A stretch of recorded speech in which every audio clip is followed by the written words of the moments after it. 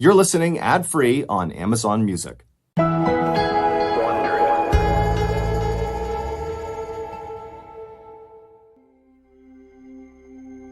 a late summer morning in 1977, a 5-year-old boy ran around the school playground with his friends.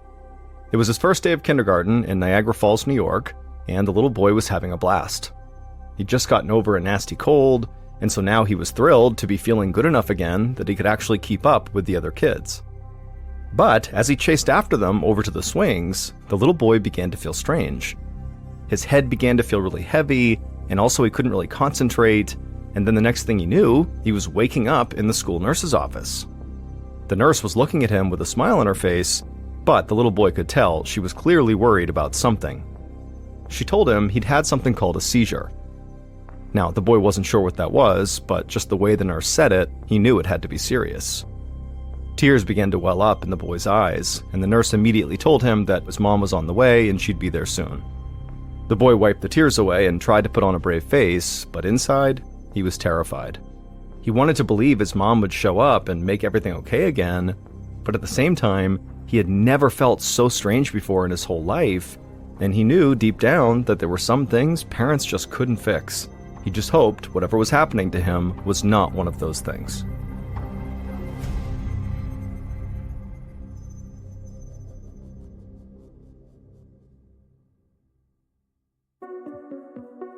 From Ballin Studios and Wondery, I'm Mr. Ballin, and this is Mr. Ballin's Medical Mysteries, where each week we'll explore a new, baffling mystery originating from the one place we all can't escape, our own bodies. If you like today's story, please ask the follow button to go on a hike with you and tell them you'll supply the water. But fill up their water bottle with sewage.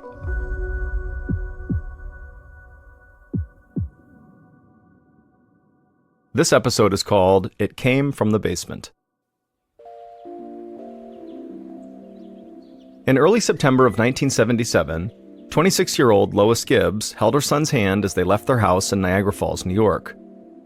Michael was just 5 years old, and it was his first day of kindergarten, and as soon as they reached the front steps of the house, Michael broke free from his mother and ran across the front yard. Lois smiled at her son's enthusiasm as she adjusted her oversized glasses and tucked her brown hair behind her ears. Michael's father was already at work, so it was just the two of them walking the few short blocks to 99th Street Elementary School. And as they walked through the neighborhood, Michael looked up at all the smokestacks that dotted the landscape. He pointed out one of them and proudly exclaimed to his mother that that's where Daddy was. Lois smiled at her son and nodded. Niagara Falls was a big blue-collar city full of factories like those, and they were where most local people were employed, which included Lois's husband, who worked at the local Goodyear tire plant. It was hard work, and Lois appreciated everything he did for their family, even if he always came home smelling absolutely terrible. As Lois and Michael continued their walk to school, a neighbor who was out on their front porch called out hello and asked if the little boy was excited to be starting school. Lois knew this woman. She had a son the same age as Michael, but the best answer she could muster to this neighbor was just a nod and a smile, and then immediately Lois looked down and began fiddling with her necklace, which was something she did whenever she felt anxious. Truthfully, Michael was very excited about school, but his mother was just a little bit nervous to let him go. Michael was an active kid, but he was kind of fragile. He had asthma and a history of pneumonia and painful urinary tract infections, and these infections really made Lois feel helpless because she actually could not give Michael any medicine. Aspirin upset his stomach, and he broke out in a rash whenever he took it. Now, Michael was starting school, and Lois worried about all the new viruses and germs he'd be exposed to. Lois's neighbor continued to talk from her porch, and Lois tried to focus on what she was saying, something about the kids playing baseball that weekend, but her anxiety made it really hard to concentrate. And so Lois's mind wandered, and so did her eyes. And as she looked around, she saw kids running up the front steps of the school, and she noticed a man standing nearby the school with a few of the teachers, writing something down on a notepad and asking questions. Lois pointed at this man and actually asked the neighbor on the porch if they knew who this guy was. The neighbor glanced over and told Lois that that guy was a reporter for the local newspaper, which was called the Niagara Gazette. The neighbor guessed that the journalist was there to cover the first day of school. Lois nodded, but then also made a mental note to make sure she totally avoided him. He seemed perfectly friendly, but the thought of talking to a reporter made her extremely nervous. Lois waved goodbye to the neighbor and then watched as her son ran ahead to join the other children. Lois felt a mix of excitement and apprehension. Grabbing her necklace tight, she told herself everything would be fine, and then she turned and headed home.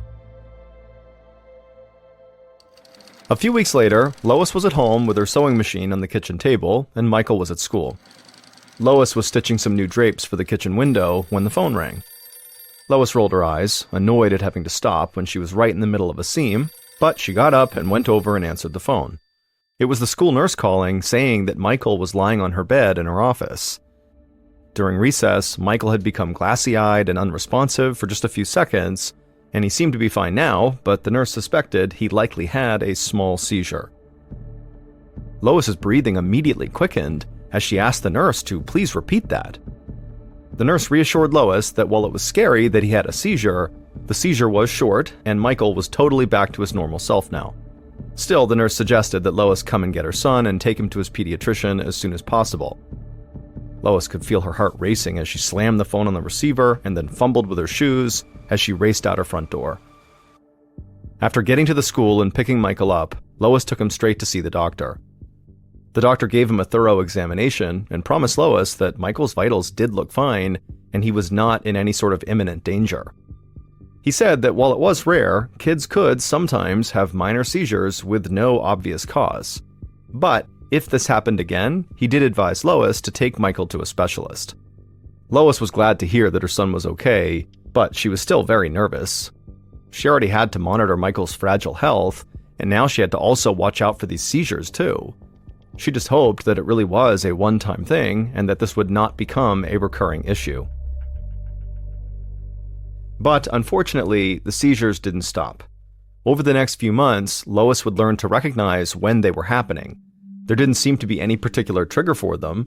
Michael might be playing in the backyard or doing his homework or watching TV, when all of a sudden his eyes would just kind of glaze over and he would become unresponsive for a few seconds. Then, as if nothing had happened, he'd just be right back to normal.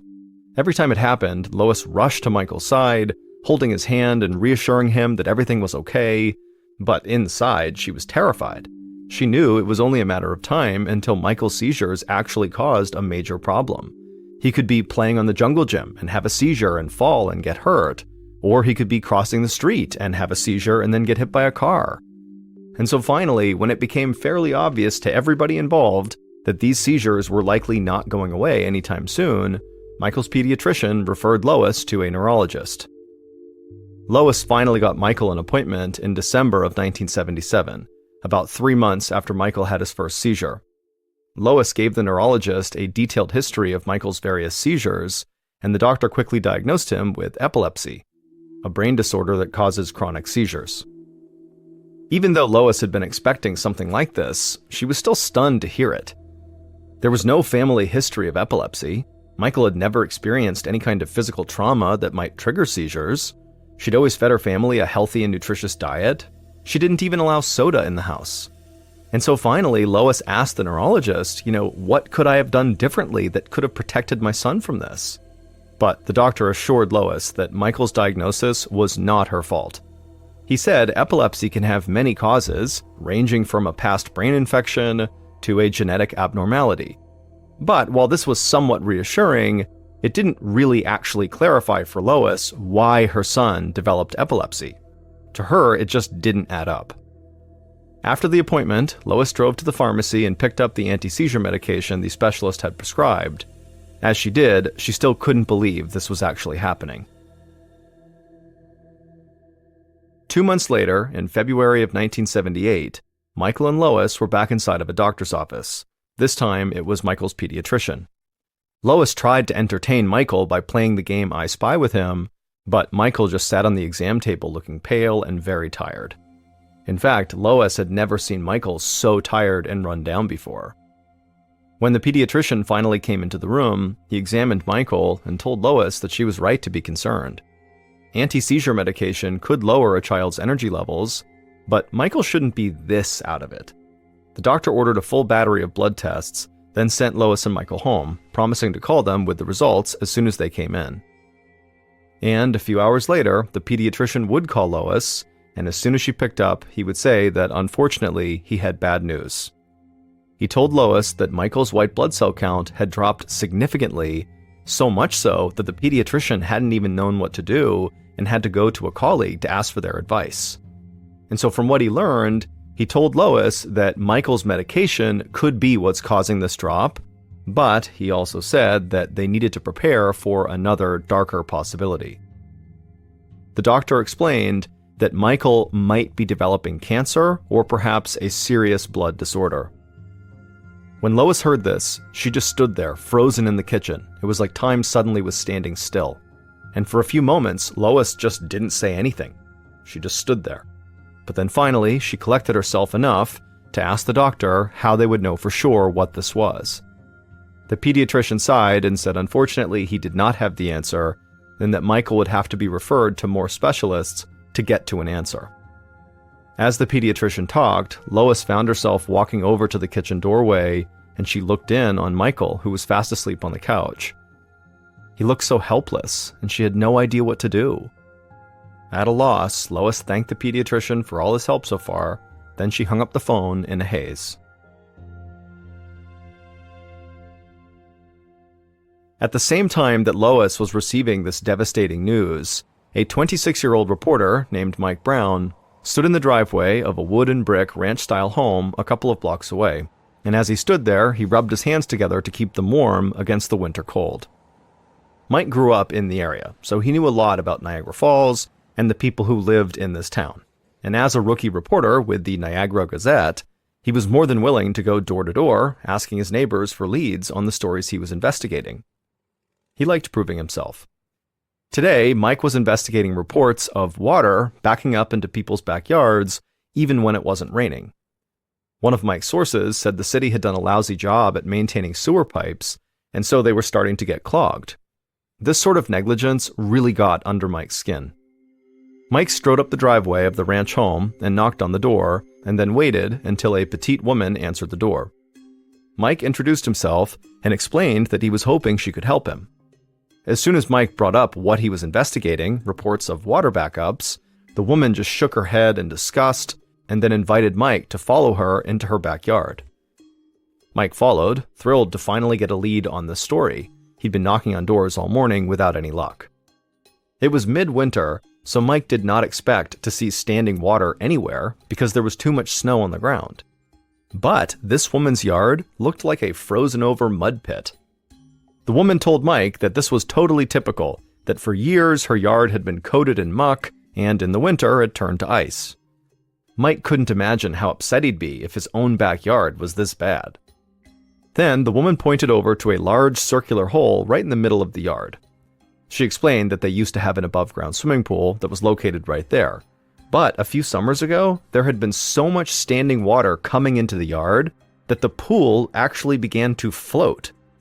So she and her husband decided to replace the above-ground pool with a cement one. But when they dug the hole for it, the hole had filled up with rancid-smelling yellow, blue, and purple liquids. And so at that point, they decided to just stop with the pool, and they did not end up building one. Mike asked the woman if he could take a few pictures, and she said that was fine, and so he pulled out a small camera and snapped a few photos of the yard, just so he'd remember it later on when he was back in the office. Then he thanked the woman for showing him the yard and said he would be in touch. After that, Mike grabbed a quick sandwich from the nearby gas station and then wolfed it down in his car while he looked over his notes. He had originally thought he'd be researching a story about bad drainage, but as he looked at his notes, he was beginning to think that maybe the problem here was bigger than that. He was certain that the strange, stinking liquid the woman talked about could not be normal flooding, but he would need to talk to more people to figure out what was actually going on. Half an hour later, Mike was back to knocking on doors around 99th Street. After trying a few houses, he finally connected with a middle-aged couple who, after hearing what Mike was researching, said they'd be happy to talk to him. The moment Mike entered their house, he could smell mold, but it wasn't the normal smell of mildew. There was something stale and sort of plasticky about it. A little alarm bell began ringing in the back of Mike's head. something was really wrong here. The husband, who was tall and had a beer belly, said he wanted to bring Mike down into the basement. But as soon as the husband opened up the door that led to the basement steps, the smell coming out of the basement was this horrible, rancid, wet smell that burned Mike's nose. Mike wondered if maybe this was the same smell that the petite woman he had spoken to at the other house smelled at the bottom of that hole in her yard. The husband and Mike began descending the stairs, but about halfway down, the husband stopped and just told Mike to look around. And so Mike would look around the basement, and right away he saw all this thick black sludge seeping in through the walls of the basement and kind of collecting in the corners on the floor. Mike asked the husband how long their basement had been like this, and the man said, they'd been trying to dry the basement out for about 20 years now. The husband said they had tried everything they could to clear out the sludge, but nothing had worked. The husband also said he called the city countless times to try to get them to help him, but he said nobody from the city ever called him back. This really upset Mike. This couple's living in a house full of this terrible smell and sludge for years and years, and the city had just ignored them. It was becoming clear to Mike that this neighborhood around 99th Street had a problem, and this story was definitely going to be a lot bigger than just a drainage issue. After thanking the couple for their time, Mike headed back outside, looking forward to take a deep breath of fresh air. But when he stepped out onto the stoop, the smell of mold he had smelled inside the house was now replaced with a different, sour smell. He scrunched his nose up and pulled his shirt collar up to his eyes and covered his mouth with his hand. As he approached the 99th Street Elementary School playground, he could taste the sour, chemical-like smell in his mouth. It made his throat sting, which made it hard to breathe, and by the time he reached the playground, Mike was actually wheezing from this sour smell. And that's when he looked out over the school playground and saw several pools of what looked like oil on the ground. Yet school was in session. He could see lights on in all the classrooms as though nothing was wrong. At this point, Mike was furious. It seemed obvious to him that something dangerous was going on here, and the city was clearly ignoring it. Mike turned on his heels and rushed back towards his car, anxious to get back to his office and start writing about what he was finding. A few weeks later, in April of 1978, Lois Gibbs, whose son Michael was epileptic and still very sick, anxiously stood in the school superintendent's office. She was clutching a few of Mike Brown's newspaper articles that had just come out that week in the Niagara Gazette. The articles explained that there were all these horrible smelling liquids that were collecting all around the neighborhood right around the elementary school, and so Lois was worried these liquids were what was making her son sick. Despite her natural shyness, Lois had actually called a meeting to talk over the situation with the superintendent. Lois slid the articles to the superintendent across his shiny oak desk, and she told him about her son's health issues. Even though Michael's health had stabilized and the doctors concluded he did not have cancer, he still wasn't getting better. And so after reading Mike Brown's articles, Lois had become convinced that these black sludge pools at the school must have something to do with her son's illness. Lois told the superintendent that she did not feel safe having Michael on school grounds until these black pools could be investigated by specialists. With tears welling in her eyes, she said that she was worried Michael was going to die. She wanted him transferred out of the school immediately. Across from her, the superintendent kind of dramatically leaned back in his oversized leather chair, and then a look of forced empathy came across his face. And this look kind of unnerved Lois, and she began fiddling with her necklace again, but she pressed on. She pushed 2 doctor's notes across the desk, trying to look self-assured. The superintendent looked at her, and then looked at the notes, and then his look of empathy disappeared, and his eyes narrowed as he told Lois that she was definitely overreacting. All the other students were just fine. The articles were mistaken. There was nothing wrong with the school. Lois tried to stay calm, and so in a sort of shaky but somewhat even voice, she told the superintendent that he was being way too casual with the health of the students at 99th Street Elementary School. But the superintendent just shook his head. No, that was not true. Then he slid the doctor's notes back across the desk and pointed his finger accusingly at Lois. He told her that he wasn't about to upend the whole school for one sick kid and a hysterical housewife. The words felt like a slap in the face to Lois. She didn't understand how anyone working in education could be so heartless, and so she grabbed her purse and stormed out of the room. As she drove home after the meeting, Lois felt shell-shocked, her thoughts flipping back and forth between rage and helplessness. But by the time she pulled into her driveway, she knew what she was going to do. Lois was going to reach out to other parents and let them know what was going on. Maybe she'd even tell the whole neighborhood. Heck, she'd go door to door if she had to. If she couldn't get her son transferred out of that school, well, then she was going to have that school shut down before any more children got sick.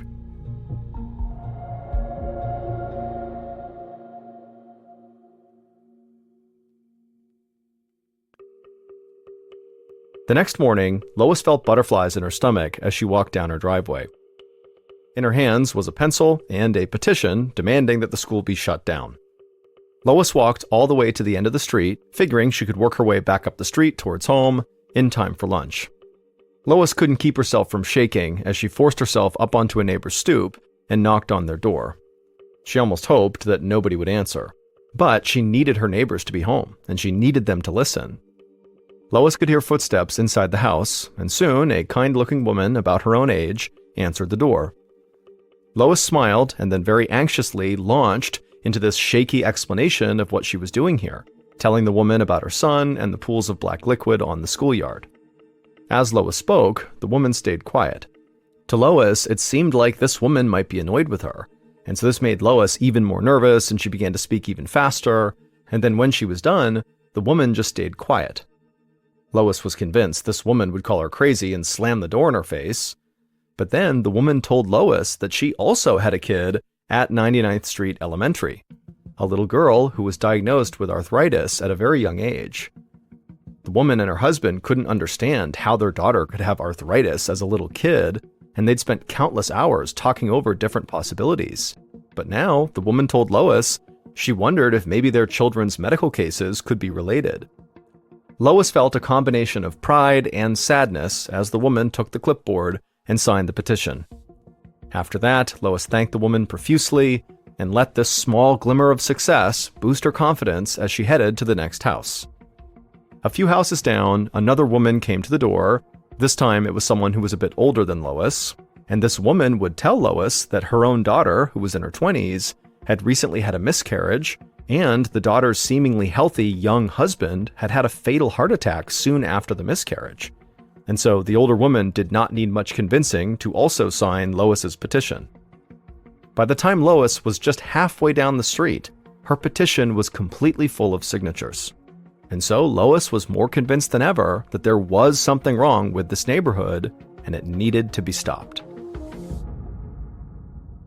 A few months after Lois got her petition signed by basically everybody in the neighborhood, reporter Mike Brown waited behind one of the trees just outside of City Hall. He'd done this every morning since early April, and now it was almost summer. As Mike sipped his morning coffee and enjoyed the warmth of the morning sun on his face, he noticed the mayor walking from the parking lot to the front steps of City Hall, and so Mike headed over to cut him off. Like he'd done on many mornings before this, Mike started pelting the mayor with questions about the sludge puddles around 99th Elementary School and the oozing basements and flooded backyards that he documented that spring. And as always, the mayor told Mike that all those issues were just a nuisance and not serious health problems, and then the mayor ducked inside his office at City Hall where Mike could no longer follow him. Mike had expected the morning to go this way. He just wanted to annoy the mayor and keep the issue in front of him. Maybe if he badgered the mayor enough, the man would slip up, or maybe finally agree to actually talk about these issues. After ambushing the mayor, Mike walked across the street from City Hall to a diner. He walked in through the front door and took a seat at the bar, breathing in the smell of fresh pancakes. A waitress was working the register. She asked Mike if he'd like the usual, and Mike said yes. The waitress brought him a fresh cup of coffee. Then, as usual, she moved the phone from behind the counter to within reach of Mike. Mike thanked her, then used the phone to dial the Niagara County Health Department. At this point, he knew the number by heart. A familiar voice picked up on the other line. Mike didn't know the receptionist by name, but after months of calling and calling, he certainly recognized her voice, and she knew it was Mike immediately. She wished him good luck and then transferred him to her boss before he even had to ask. And as usual, her boss, the health department official who answered the phone, told Mike that the smell and the collecting pools of black liquid were not a health concern. To Mike, it just seemed like the mayor and the health department were in cahoots. Mike hung up and dialed another number. This time it was for the Hooker Chemical Company, which was an industrial company that used to own the land that was adjacent to 99th Street. Mike had already approached Hooker Chemical through more formal channels, and company officials always told him that the black ooze flooding yards all over the neighborhood was not their responsibility. And other than that, they just refused to comment. So now Mike just called them every morning to remind them that he was not going away, and neither was this problem. By the time the receptionist at Hooker Chemical hung up on Mike, a plate of eggs and toast had arrived. Mike thanked the waitress, then drenched his eggs in Tabasco sauce and began to eat. As he ate, Mike barely noticed the neon orange piece of paper sliding onto the bar right next to him. He looked up to see a woman with brown hair and big glasses holding a stack of these orange pieces of paper. They were flyers. He smiled and grabbed the piece of paper she had just slid over to him. Before he could read the flyer, the woman introduced herself as Lois Gibbs and said she knew who he was. She had read his articles in the paper. She told Mike about her son and her neighbors, all of whom she believed had been made sick by the foul, oily liquid that he had written about in those articles. She invited Mike to a community meeting that evening where she and her neighbors would be speaking up about this issue. Mike immediately liked Lois. She seemed like someone who usually tried to blend in, but she had clearly found her voice because she had to. Mike looked down at the flyer and saw there were dates for several other meetings in addition to the one that was happening that night. Mike was very impressed. It was clear this woman was highly organized. And so, after months of working this case alone, Mike suddenly felt a surge of energy. He thanked Lois and promised her that he would be there that night.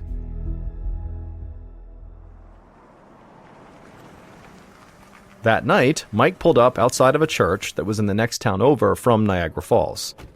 Mike walked into the back of the church, then followed a few people downstairs into a big cinder block room with bright overhead lighting. Along the wall was a folding table that had some coffee and a few boxes of homemade cookies. The neon orange flyer said tonight's speakers would discuss a nearby industrial dump site for chemical waste. Mike was eager to better understand how these big industrial plants were disposing of their waste in general. Mike took a seat in a folding chair against the wall and then just kind of kept a low profile. He just wanted to listen tonight. First, a middle-aged, barrel-chested man stood up and thanked everyone for coming in. Then he made a few announcements before ceding the floor to a young woman. Mike guessed this woman was about 20 years old. She had a determined look on her face as she began telling the crowd about this chemical smell that had been lingering in the air around town. She said that this nasty odor was being caused by an old chemical dump site in town that had recently begun leaking. As the girl spoke, she began to cry because she was clearly very afraid of the fact that she had lived right next to this dump her whole life. She would tell the crowd that the area the dump was in was known by the unusual name of the Love Canal. Mike perked up at the mention of this dump site's name. In all the research he'd done in Niagara Falls, he'd never heard of the Love Canal. And so the moment the barrel-chested man stood back up to end the meeting, Mike shot up from his seat and nearly sprinted out the door. He could not wait to get to his office. 20 minutes later, Mike was back in his office, settling in for what he knew would be a long night of research. It only took a few days for Mike, running on almost no sleep, to uncover a horrifying history. A history that almost no one living in Niagara Falls suspected. Everyone knew that it was a factory town with its share of pollution problems, but what Mike had discovered was far worse than that. He learned that back in the 19th century, a New York businessman named William Love built a canal in the area that was meant to be full of water and produce cheap electric power for a city he wanted to build. But he never finished the project, and the canal just sat unused for 50 years like a big ditch. But in 1942, the Hooker Chemical Company bought the old canal to use as a dump site for their chemical waste. Then Mike was stunned to learn that the US military also began dumping chemicals in the canal. In just 10 years, almost 22,000 tons of chemical waste was dumped into the Love Canal. And after that, the Hooker Chemical Company abandoned the dump in 1953 and sold the land to the Niagara Falls Board of Education for just $1. But in order for them to buy it at just $1, there was a single condition: that Hooker Chemical Company could never be blamed for a lawsuit, injury, or death resulting from the toxic materials they buried in the canal. Mike could not believe the extent of this cover-up. Clearly, Love Canal is what had made Michael Gibbs, Lois's son, and so many other kids and people in this area so unwell. The elementary school and over 100 houses were built directly on top of thousands of pounds of toxic chemical waste. But Mike couldn't help but smile when he thought about the bombshell that was about to land on the front steps of City Hall as soon as his story about this cover-up was published. He thought of his new friend Lois and the other parents who'd been fighting to get 99th Street Elementary shut down, and for the first time in nearly a year, he felt like they really had a shot at making that happen. After Mike's expose on the Love Canal came out, Lois Gibbs led the entire Love Canal community in banding together and taking their fight to the health department. On August 2, 1978, the Department of Health officially recommended that the 99th Street Elementary School be shut down. More than 2 years later, on October 1, 1980, President Jimmy Carter signed a bill to permanently relocate all of the Love Canal residents to safe neighborhoods.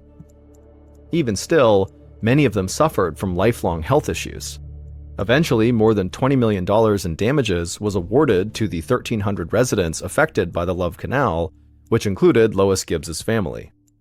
As for Lois's son, Michael, his illness would actually just disappear within just 3 days of leaving the 99th Street neighborhood. And Lois would go on to become one of the most prominent environmental activists in the United States, and in 2003, after 25 years of environmental advocacy, she was nominated for a Nobel Peace Prize. But even with Lois's amazing efforts to clean up the toxic waste, it had a devastating effect on the community. In total, between 1979 and 1996, it's believed that 725 people died due to exposure to toxic waste from Love Canal, though their death certificates listed other causes such as heart attacks and cancer. But thanks to advocates like Lois Gibbs and Mike Brown, the Hooker Chemical Corporation was forced to spend almost $400 million cleaning up their enormous mess.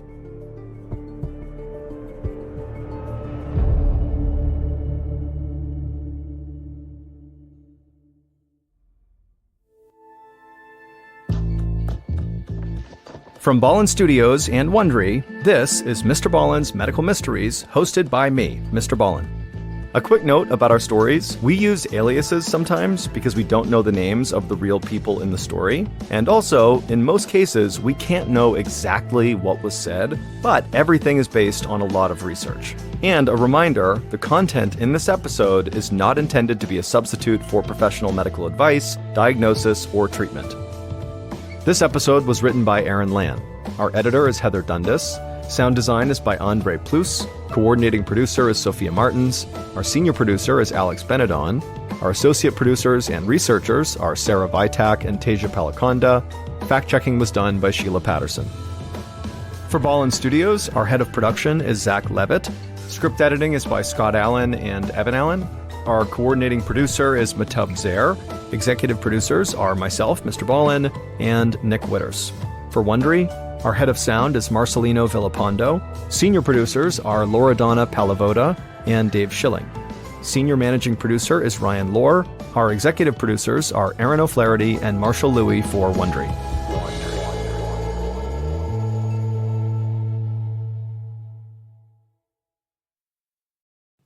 You're listening ad-free on Amazon Music.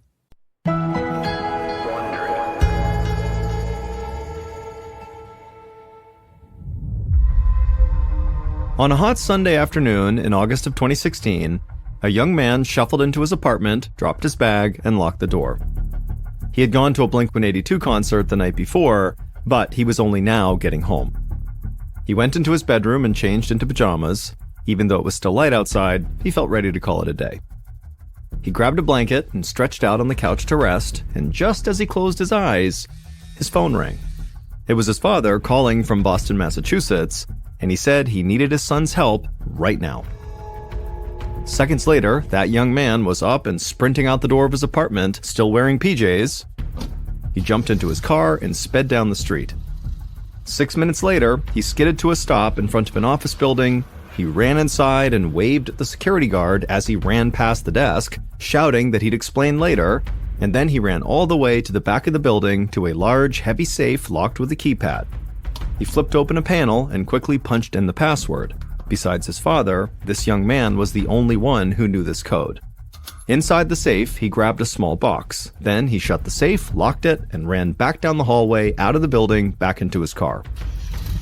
Then he drove like a man possessed to the Florida Hospital for Children, weaving around traffic, gunning through yellow lights, and totally ignoring the other drivers who honked at him. When he pulled up to the emergency entrance at this hospital, he glanced at the dashboard clock. He knew he'd gotten there fast, but he just didn't know if he'd been fast enough.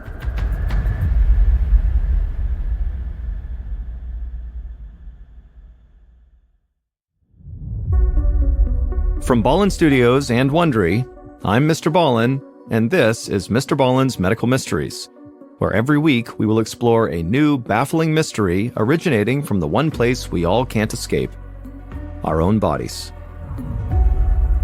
If you like today's story, please invite the follow button over your house for a spaghetti dinner, but instead of serving them red sauce, just dump a whole bunch of ketchup on their noodles. On this show, many of the stories we cover are about rare diseases that take people completely by surprise. But sometimes, a condition is so rare, so unexpected, it's hard to believe something like that even exists.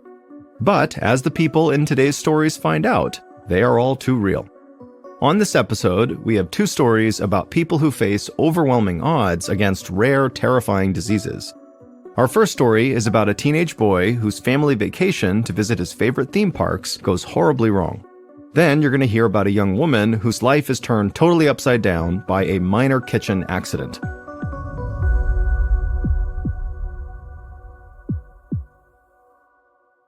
Here's our first story called Look Closely. On August 6, 2016, Sebastian De Leon was slumped in the backseat of a car heading to Orlando, Florida for a short vacation with his parents, Raphael and Brunilda. The drive from their home in Weston, Florida was only about 3 hours. But to 16-year-old Sebastian, the trip felt much longer. He had a lingering headache and his eyes felt itchy and sensitive. He drank some water, rubbed his temples, and focused on the soft rumbling of the car. Sebastian wondered if his headache might be from getting too much sun the day before, since he'd spent the whole day swimming with friends in a lake. But Sebastian worked most of the summer as a camp counselor, so he was outside all the time in the sun, and it never really seemed to bother him, so it didn't make sense to him why yesterday would be any different. Whatever the reason, Sebastian was just totally annoyed at feeling so out of it.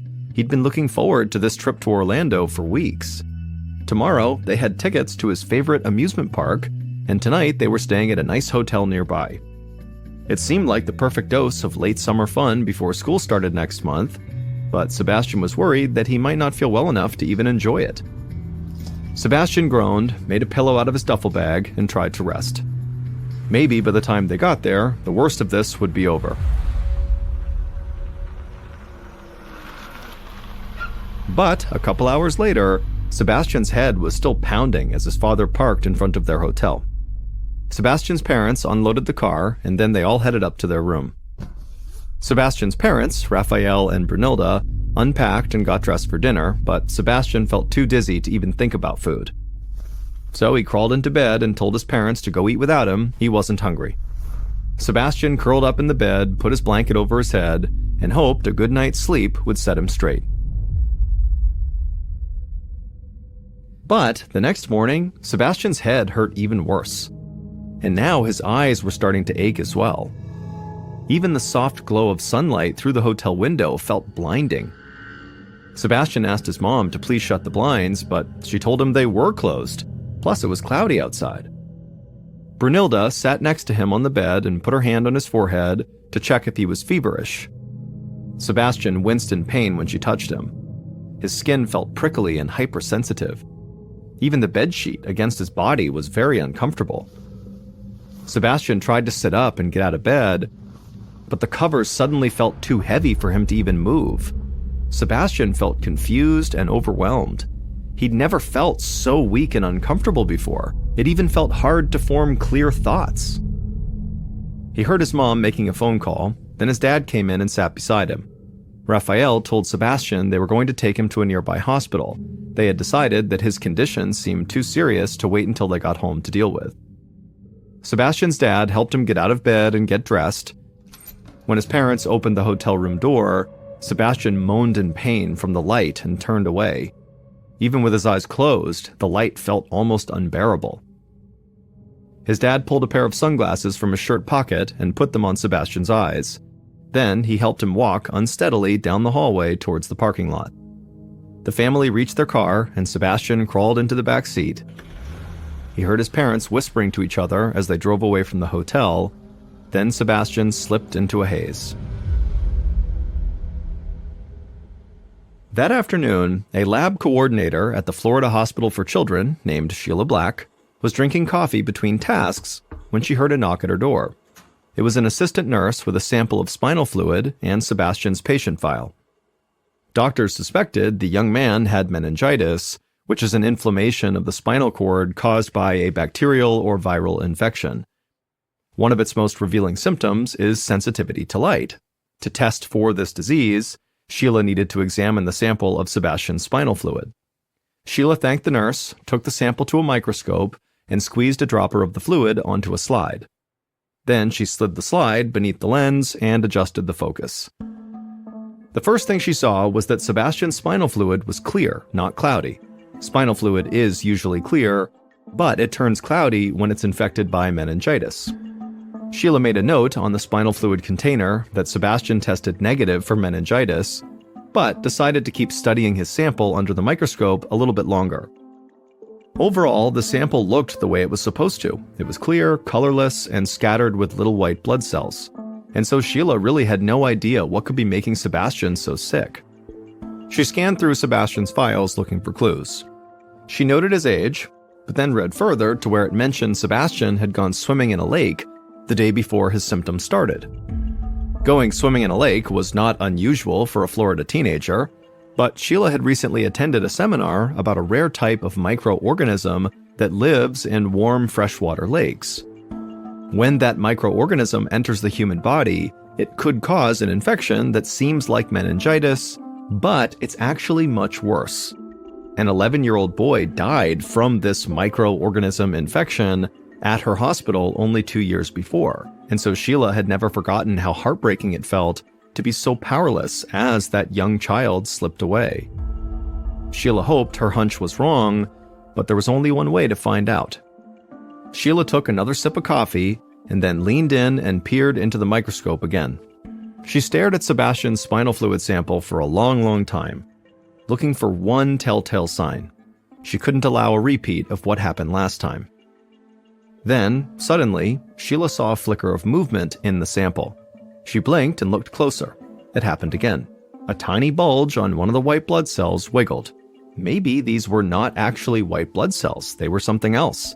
Something alive. Maybe they were the very organism she was afraid that Sebastian could have been infected by.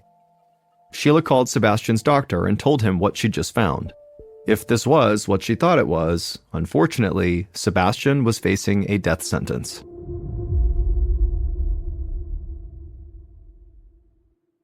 Sebastian's doctor, Humberto Liriano, slowly lowered the phone from his ear to his side and leaned his head against the wall.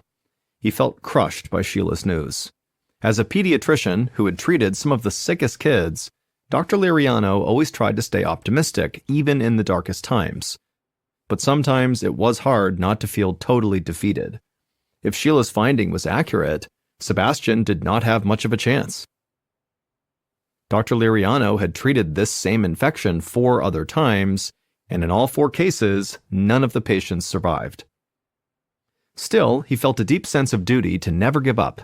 No matter how unlikely Sebastian's chance of survival was, Dr. Liriano resolved to fight with everything he had. He made some calls to get a team in place, and then he had Sebastian moved to a room in the critical care unit, and then he went to study Sheila's lab results more closely. And right away, Dr. Liriano could tell from looking at Sebastian's spinal fluid that Sheila's fears were right. This was the worst-case scenario. But there was one ray of hope. Dr. Liriano had heard of a new medication designed to combat Sebastian's condition with this microorganism. It was named Impavido, Spanish for undaunted. But there was a catch. The drug was still undergoing safety review. The makers of Impavido were still negotiating with the Food and Drug Administration for approval to get wider distribution. So very few hospitals were able to stock it, including the Florida Hospital for Children. Dr. Liriano called the hospital's pharmacy. He told them he had a patient who urgently needed Impavido and to call everywhere until they found some. The pharmacist said they would and hung up. Dr. Liriano paced in his office, trying to think of how else he might be able to save Sebastian in case he couldn't get this medication in time. He knew of other patients who had died waiting for it to arrive. Just then, Dr. Liriano's phone rang. It was the hospital's pharmacy. They'd gotten in touch with the Centers for Disease Control, who had already tracked down the CEO of Impavido's manufacturer, which was based right in Orlando. And they apparently said that they had Impavido available and would be happy to supply the hospital with as much as they needed. Dr. Liriano felt a rush of joy at this news until the pharmacist finished their sentence. There was one problem. Impavido was stored in a safe at the CEO's office, and the CEO was out of town. Dr. Liriano groaned in frustration. He asked how long it would be until the CEO could make it back to the office. If the medicine didn't make it to the hospital soon, it would be too late to save Sebastian. The pharmacist said the CEO was away in Boston, Massachusetts through the weekend. There was basically no way he could make it back in time. But there was one other person who had access to the safe, the CEO's son, Michael. Not only that, but Michael was already on his way to get the Impavido for Sebastian. He would then personally rush it to the Florida Hospital for Children. Dr. Liriano was ecstatic to hear this, but none of it would matter if it took too long to deliver the drug, and so he asked where this office was to gauge how long Sebastian would have to wait. And the pharmacist's answer that the company's offices were only about 10 miles from the hospital nearly brought tears of joy to the doctor's eyes. After he hung up with the pharmacist, Dr. Liriano ran to the ER. When he got there, he assigned a nurse to wait by the entrance for the CEO's son, Michael, and the second he got there, this nurse was supposed to take the drug from him and rush it up to the critical care unit where Sebastian was. But there was still one other task that Dr. Liriano had to complete before they could institute this drug, and that was telling Sebastian's parents what was going on with Sebastian. Dr. Liriano steadied himself and then went down the hall to Sebastian's room. He peeked in at the doorway and saw Sebastian lying in bed, barely conscious. His parents, Brunilda and Raphael, sat on opposite sides of the bed, looking totally exhausted and terrified. Dr. Liriano stepped inside and then asked Sebastian's parents to please follow him out into the hall. Dr. Liriano could see in the parents' faces how much they were dreading whatever he was about to tell them. Once they were out in the hall, Dr. Liriano explained Sebastian's situation as clearly as he could. He said their son had caught an infection caused by a microorganism while he was swimming, and now this infection had spread deep into his body and his life was in danger. When he said this, the parents' faces went white. They stared at Dr. Liriano blankly. He told them the good news was that a new medication was on the way to the hospital this very second. The bad news was that Dr. Liriano had never been able to use this medication before, so he didn't know for sure if it would even work. Still, it was the best and potentially only chance they had against an infection with a very low survival rate. Only 3% of people who get this infection survive. Dr. Liriano gave the parents a few minutes to absorb this terrible news. Then he explained that in order to use this new medicine, they would have to put Sebastian into a medically induced coma, taking him to the brink of death in order to save his life. So if they wanted to say anything to Sebastian, now was the time. There might not be a later. Brunilda and Raphael nodded and went back into their son's room. They stood on either side of his bed and held his hands. His mother, Brunilda, cried as she told him what a perfect boy he was and that he was going to be just fine, medicine was on the way that would help him, and God was looking out for him, Sebastian's father, Raphael, made the sign of the cross and squeezed his son's hand. Then he leaned close to his face and told his son how strong he was, how he would beat this, and how they would all live a long, happy life together. Dr. Liriano was very moved by the parents and what they were saying to their son, but at some point he stepped in and asked Brunilda and Raphael to please leave the room, and then he had his nurses prep Sebastian for the medically induced coma, which required them to drastically lower Sebastian's body temperature. The team jumped into action, prepping IVs and hooking Sebastian up to various monitors. Dr. Liriano made sure everything looked good and headed out to the reception desk to wait for the Impavido. The whole floor was tense with anticipation. Then the elevator at the end of the hall dinged. Dr. Liriano heard rapid footsteps, and suddenly a nurse sprinted around the corner holding a package. It was the Impavido that Michael had brought. Dr. Liriano looked at his watch. He had called the pharmacy less than half an hour ago. Sebastian still had a chance. He ran back to Sebastian's room and quickly opened the container holding the Impavido pills. Once Sebastian had taken them, an anesthesiologist sedated him. Within moments, Sebastian was asleep. A nurse gave him an IV drip of cold saltwater solution, while another wrapped him in frozen blankets. Dr. Liriano paced while keeping his eyes glued to Sebastian's monitor. This process would give the medication more time to work, but it was always very dangerous to cool a body so rapidly. Sometimes organs reacted very unpredictably. Within the hour, Sebastian's body temperature was down to 91 degrees Fahrenheit, and Sebastian was officially comatose. Once Sebastian's breathing began to slow, Dr. Liriano gently fed a tube down his throat to help his body maintain a steady flow of oxygen. So far, the procedure had gone exactly as planned. All they could do now was wait and hope.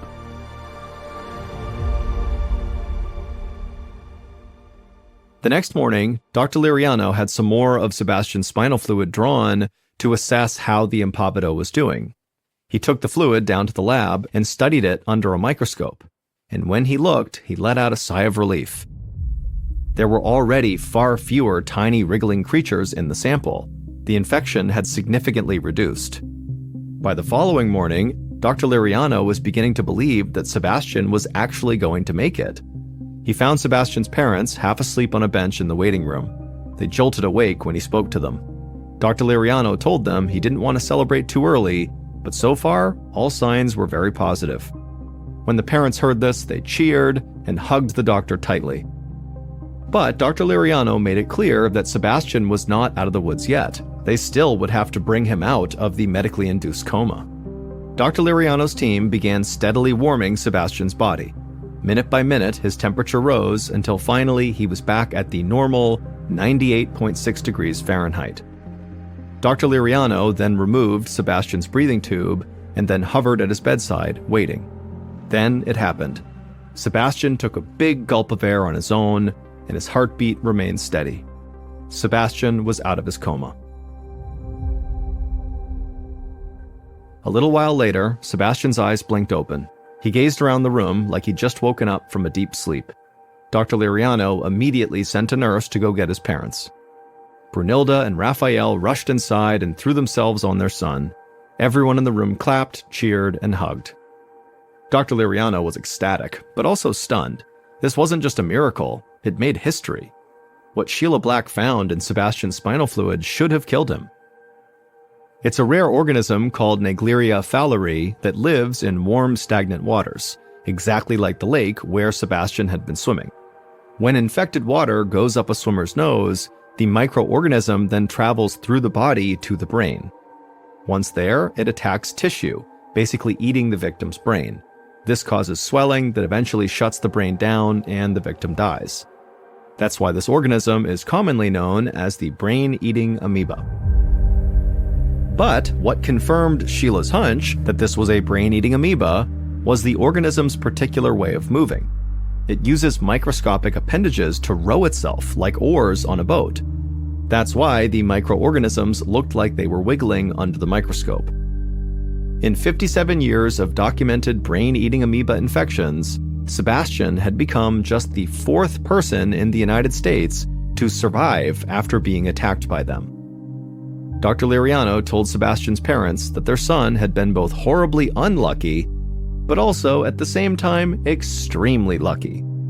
Because if the medicine that ultimately saved his life had been stored basically anywhere else, he probably would not have gotten it in time. Of all the places in the world the medicine manufacturer's headquarters could be, they were also in Orlando, just a few miles from the hospital where Sebastian was. All told, it took less than 20 minutes for the CEO's son to rush and get the medicine and deliver it to the hospital. A few hours after coming out of his medically induced coma, Sebastian was able to speak again. It took 2 years for him to regain all his motor skills, but eventually he made a full recovery.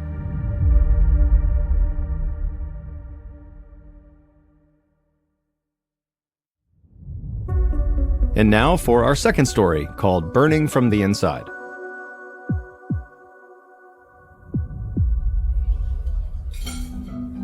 On a Sunday night, just after Christmas in 2015, 27-year-old Kayla Hansen weaved through the crowded dining room of Grimaldi's, a popular Italian restaurant in Peoria, Arizona. The restaurant was unusually busy that night. As the manager, it was up to Kayla to keep things organized. So she was doing a little bit of everything, helping out the waitstaff, checking on customers, and generally just making sure everything was running smoothly. For someone less experienced, this whole night might have been totally overwhelming. But Kayla was a veteran and workaholic who regularly put in 60 or 70-hour weeks. She was totally in her element. Closing time was fast approaching, so Kayla grabbed an order of pasta and raced out of the kitchen. As she crossed through the doorway, though, she let her guard down for a second and collided with one of her servers. The tray Kayla was carrying fell to the floor, and Kayla staggered back into the doorframe, and she grabbed the doorframe to steady herself, but before she could get her balance, the door swung back and smashed into her hand. Kayla cried out in pain and yanked her hand back. The server apologized and ran to get some ice, but Kayla waved her away. She wasn't bleeding, and she figured she just didn't have time to ice a minor injury like this. Kayla's hand was in a lot of pain, and she could feel it aching right away, but she shrugged it off and helped the waiter clean up the food that had spilled. Then Kayla finished up her shift and headed home, ready to get some sleep. The next morning, Kayla woke up and felt a throbbing pain in her right hand. She looked down and saw that it was totally swollen and the skin was bright red and tender. It didn't look good. Kayla groaned in frustration. She was supposed to meet her friends for a hike later, but as much as she wanted to ignore the pain in her hand, she knew she really needed to change her plans and go get her hand checked out by a doctor. So she texted her friends and said she would not be able to go on the hike that day, and then she called her primary care doctor and got an appointment for later that day. By the time Kayla got to the doctor's office that afternoon, her hand was really hurting. But when the doctor examined her hand, he told Kayla she had just bruised the soft tissue. Her hand wasn't broken, so the swelling would eventually go down and she'd be fine. Kayla was totally relieved to hear this. It would have been extremely difficult to work at the restaurant with a broken hand. So Kayla figured she'd get better in a couple of days and really just kind of stopped thinking about her hand. It still hurt, but it didn't feel like an urgent matter. 2 weeks later, Kayla was in her bathroom getting ready for the day, trying to brush her hair with her uninjured left hand. Her right hand, the damaged hand, was still swollen and tender, even though it had now been 2 weeks since she hurt it. The swelling really had not gone down at all, and the pain seemed to be getting worse every day. In fact, the pain had gotten so bad on several days over these past 2 weeks that she'd had to call into work sick. Kayla could not afford to keep taking time off of work, so she was starting to feel really worried about her hand again. Kayla fumbled the brush and shook her head in frustration. Then, just kind of out of instinct, she picked the brush back up with her damaged hand, and as soon as she grabbed it, it felt like an electric shock ran up her right arm. Kayla immediately dropped the brush and then grabbed her injured hand. She could feel the skin was incredibly hot to the touch, and it almost felt like it was on fire from the inside out. It was so painful. And now, also, her right arm hurt too, and it was beginning to swell just like her hand. Kayla realized she just couldn't push through this pain any longer. It was horrible, and so she decided she would go back to her doctor. Later that day, Kayla was in her doctor's office as the doctor was examining her swollen right arm. It took Kayla everything she could not to scream out in pain every time the doctor very gently pressed her hand or arm. After the doctor finished his exam, he told Kayla that this was clearly more than just a bad bruise to her hand. But it was not clear to the doctor why Kayla was in this much pain. Her tests and x-rays showed nothing was wrong with her. The doctor thought maybe it was something nerve-related, so he referred Kayla to a pain specialist named Dr. Nicholas Scott, whose focus was on identifying and managing chronic pain conditions. Kayla very carefully cradled her right arm as she thanked the doctor, and then she got up to leave. She hoped Dr. Scott would be able to help her, because she really didn't know how much more pain she could bear. A couple of weeks later, Kayla arrived at the Arizona Pain Clinic for her appointment with Dr. Scott. She hoped he would have an answer for her so she could get better and finally go back to her old life.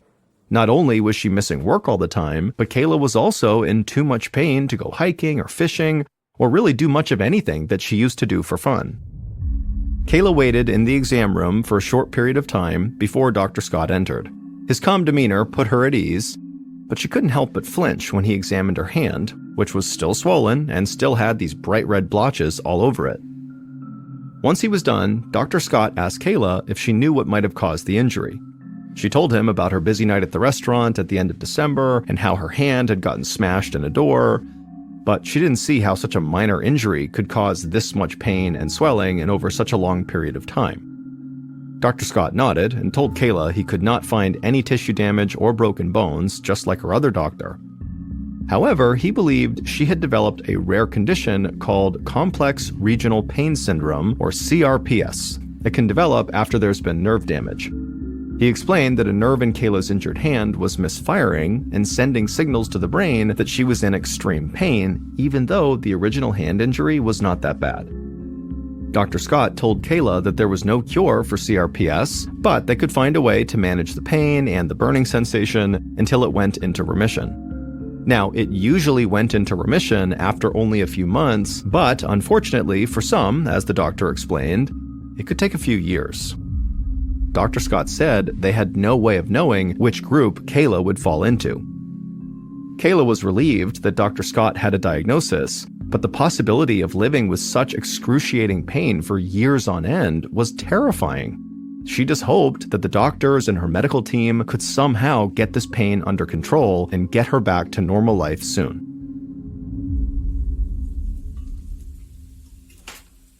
About 9 months later, on December 16, 2016, Kayla was in her kitchen struggling to cook some dinner. None of the pain treatments that Dr. Scott tried had worked. Over the past few months, the horrible burning pain in her right hand and arm had spread across her feet, hips, knees, neck, even her head. Basically, Kayla felt like she was on fire 24 hours a day, 7 days a week.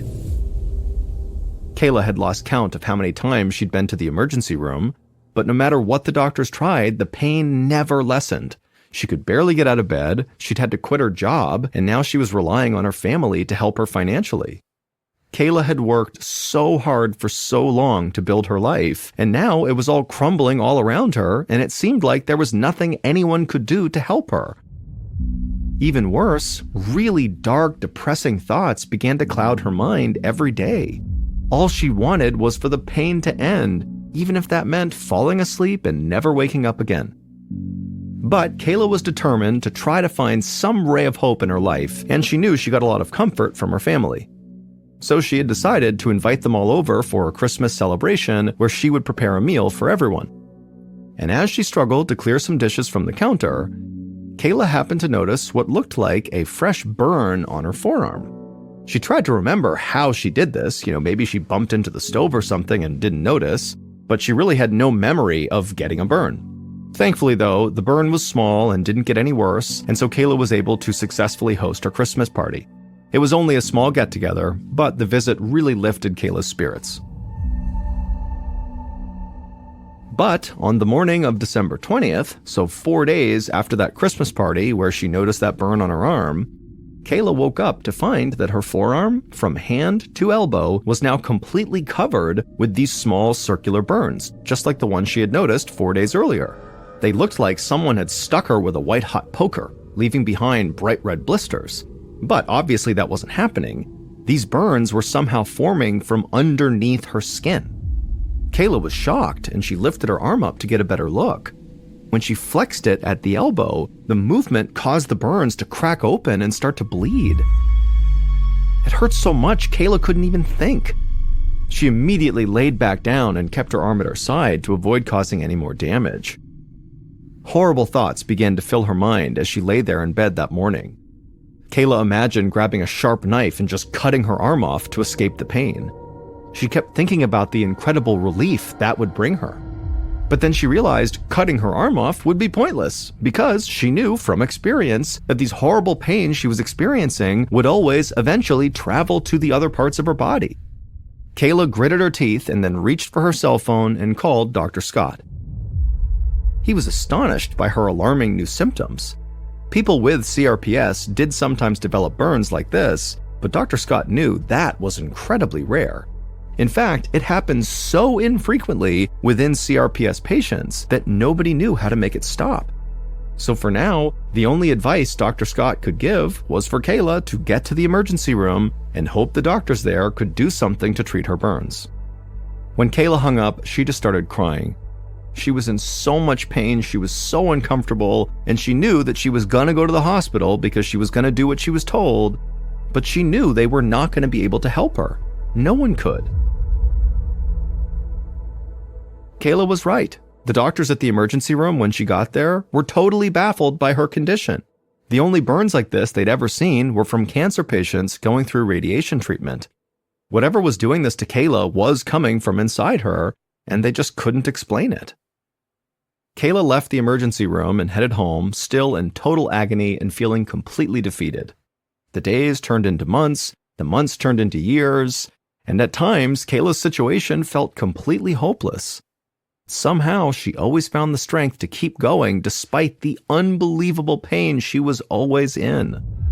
By February of 2019, over 3 years after she crushed her hand, Kayla had gone to over 50 different doctors and had tried almost as many medical procedures, but nothing had worked.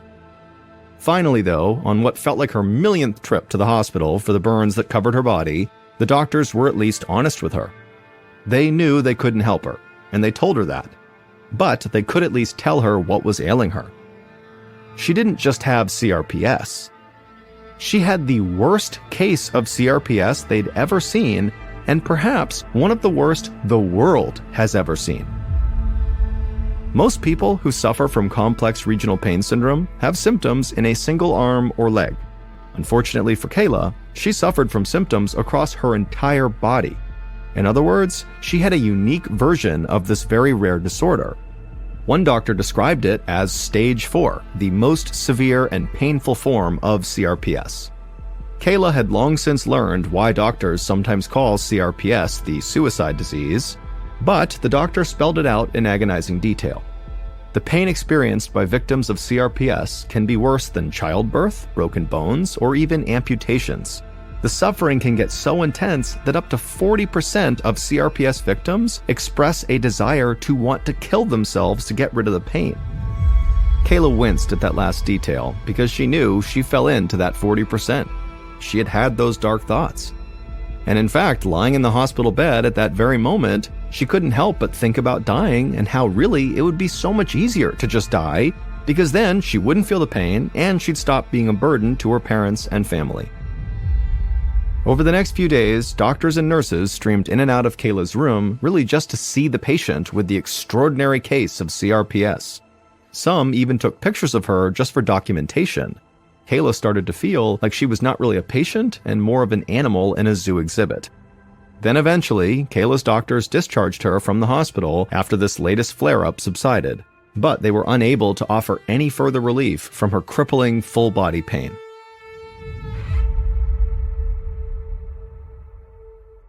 A short time after Kayla returned home after that millionth visit to the doctor, something remarkable happened. All of a sudden, for no clear reason, the pain just started to lessen. At first, Kayla hardly noticed, but by April of 2019, she felt noticeably better. By the end of the year, she was no longer covered in those burns and was feeling almost like her old self again. Finally, after almost 4 years of just pain and misery and torture, Kayla's nervous system had healed enough to properly transmit signals to her brain, which meant she was more or less back to her normal self. Although her CRPS will never be completely gone, Kayla was able to return to an active life. She went back to work at a restaurant, and she was recently honored with an award for excellence as a manager.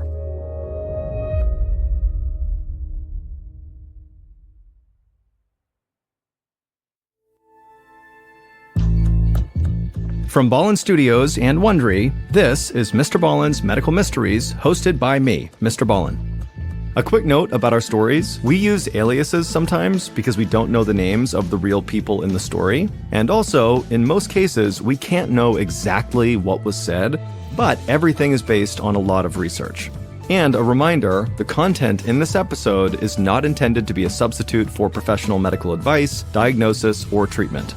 This episode was written by Britt Brown and Tanner Marsichello. Our editor is Heather Dundas. Sound design is by Matthew Chaleli. Coordinating producer is Sophia Martins. Our senior producer is Alex Benedon. Our associate producers and researchers are Sarah Vitak and Tasia Palakonda. Fact-checking was done by Sheila Patterson. For Ballin Studios, our head of production is Zach Levitt. Script editing is by Scott Allen and Evan Allen. Our coordinating producer is Matub Zaire. Executive producers are myself, Mr. Ballin, and Nick Witters. For Wondery, our head of sound is Marcelino Villapando. Senior producers are Loredana Palavoda and Dave Schilling. Senior managing producer is Ryan Lohr. Our executive producers are Aaron O'Flaherty and Marshall Louis for Wondery.